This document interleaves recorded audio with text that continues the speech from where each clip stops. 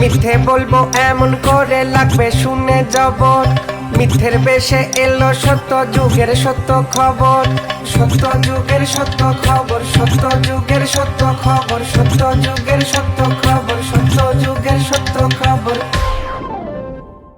নমস্কার, সত্য যুগের সত্য খবরে আপনাদের স্বাগত জানাই। খবর পড়ছি আমি Suman Ranjan Nandi.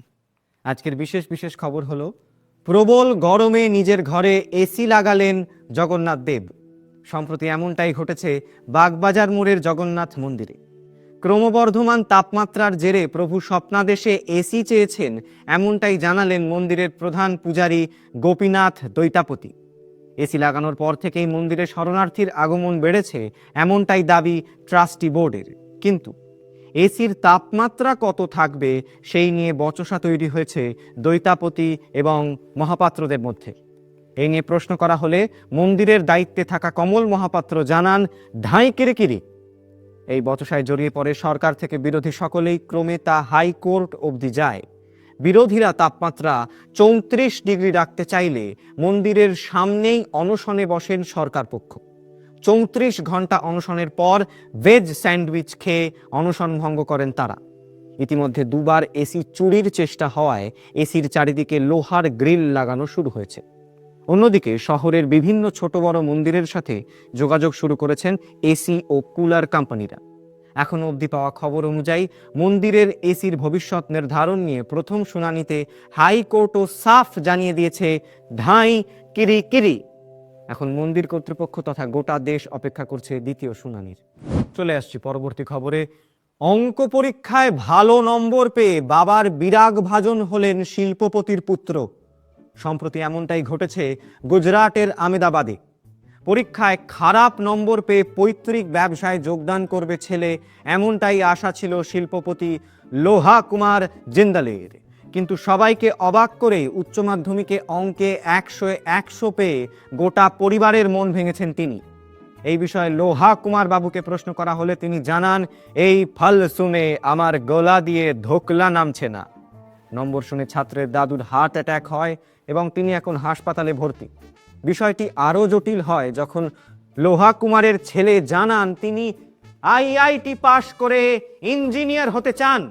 What the fuck! লোহা ব্যবসায়ী থেকে ইঞ্জিনিয়ার হওয়ার এই অধঃপতন মেনে নিতে পারছেন না কেউই। গোটা পরিবার জুড়ে শোকের ছায়া। দরকার হলে ছেলেকে রিহ্যাবে পাঠাবো, জানান ছাত্রের মা জুয়েলারি দেবী। এখন রিহ্যাব থেকে ফিরে তিনি পৈতৃক ব্যবসায় যোগদান করেন কিনা সেই দিকেই তাকিয়ে আছে গোটা পরিবার তথা দেশ। চলে আসছি পরবর্তী খবরে।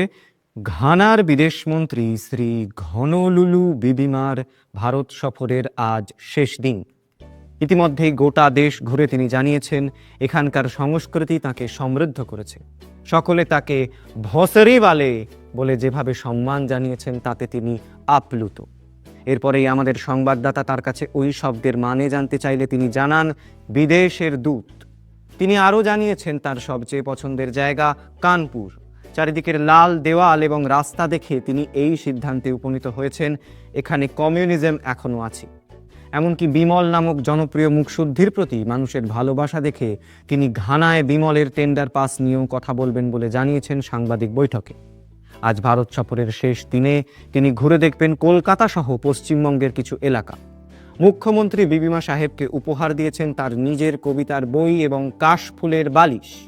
এখন কাশফুল শিল্পের মাহাত্ম্য সুদূর ঘানা পর্যন্ত ছড়িয়ে পড়বে, এই নিয়ে আশাবাদী রাজ্য সরকার। সত্য যুগের সত্য খবর আজ এ পর্যন্তই। নমস্কার। মিথ্যে বলবো এমন করে লাগবে শুনে জবর, মিথ্যের বেশে এলো সত্য যুগের সত্য খবর, সত্য যুগের সত্য খবর, সত্য যুগের সত্য খবর, সত্য যুগের সত্য খবর, সত্য যুগের সত্য খবর।